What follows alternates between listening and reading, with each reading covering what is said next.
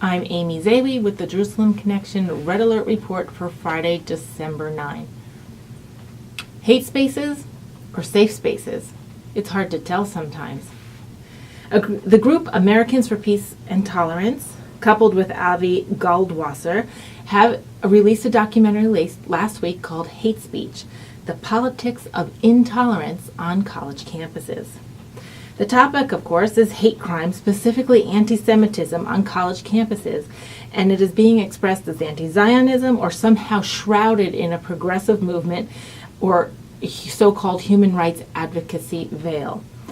The term safe spaces has been bantered about in the last few years on college campuses as zones where students do not have to feel challenged, questioned, defend, or in any way justify their beliefs or their ideas or have any discourse between each other so that they can flush out these ideas and have an exchange of notions and assessments of various things, whether it's philosophy or religion or cultural things or ethnic ideas. The idea is that no one can be offended, no one can even have the slightest perception of being offended, and therefore these safe spaces call for nobody to question or debate any topic whatsoever. And that if you come to these safe spaces, this will not be tolerated. Moreover, these very safe spaces are set up to protect out of a fear of offending certain minority groups of students. Safe spaces include terms such as trigger warnings.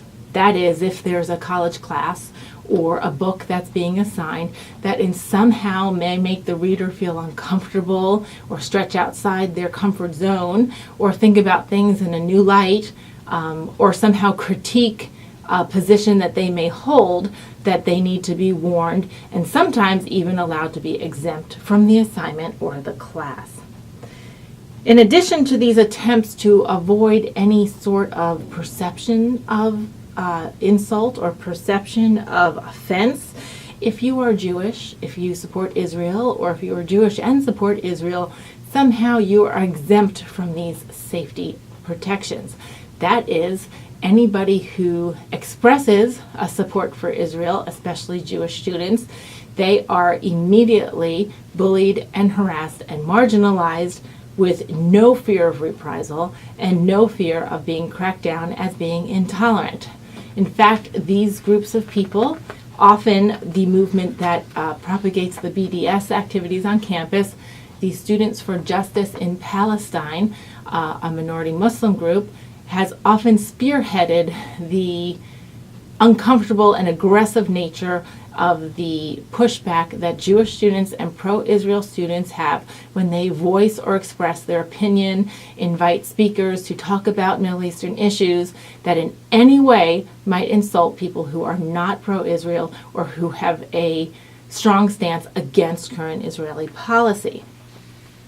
So this documentary examines very specific events from UC Davis in California, SUNY schools in New York City, all locations in between, and it peels back the layers of the student groups that are fomenting these aggressive actions. And like I said, many of it is tied to the Students for Justice in Palestine, which can also be traced back to the Muslim Brotherhood, a group with known terrorist connections. MSNBC commentators, Wall Street Journal editors and writers, Caroline Glick, an American-Israeli writer, is also on the Jerusalem Post staff. Alan Dershowitz, a Harvard attorney and professor. They all have differing notions about the policies in Israel and the actions it takes or reactions it takes.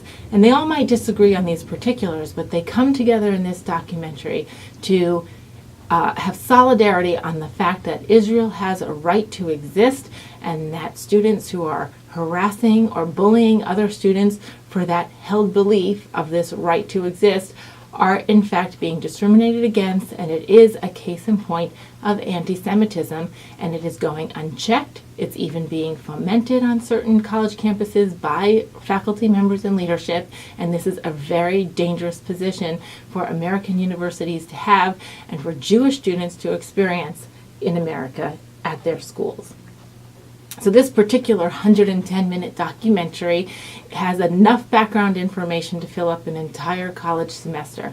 I encourage you to Google hate spaces, the politics of intolerance on college campuses, and find where it might be playing in your local regional area, or you can find a way online to view it. As Goldwasser, the producer and writer, said in a recent interview, that this documentary reveals ideology and narrative trump truth. And this is very, very dangerous for American university students to be exposed to. The idea that truth is dismissed, that harassment and bullying are okay when someone disagrees with your ideas, and that your ideas, as long as in the name of progressivism and in the veil of human rights, allows you to take violent behavior or hostile behavior towards your fellow students. These groups who are shrouded in the veil of human rights advocacy are in fact demonstrating the ultimate violation of human rights.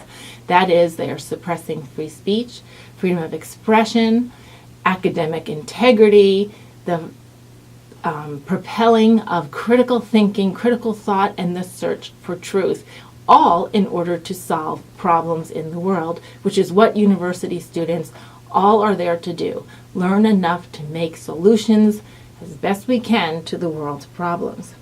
This particular film makes no attempt to offer a solution to this rising vein of violence on college campuses, but instead asks every viewer to walk away identifying the problem as real and thinking about what he or she can do on a personal level to help stop it, whether it's at a local university campus near where you live, your alma mater that you can write letters to or withhold funding from if you donate, writing letters to legislatures, any way that you can offer any help to expose and combat this anti-Semitism being veiled with human rights activism and thus resulting in Jewish students feeling intimidated and harassed on their own college campuses.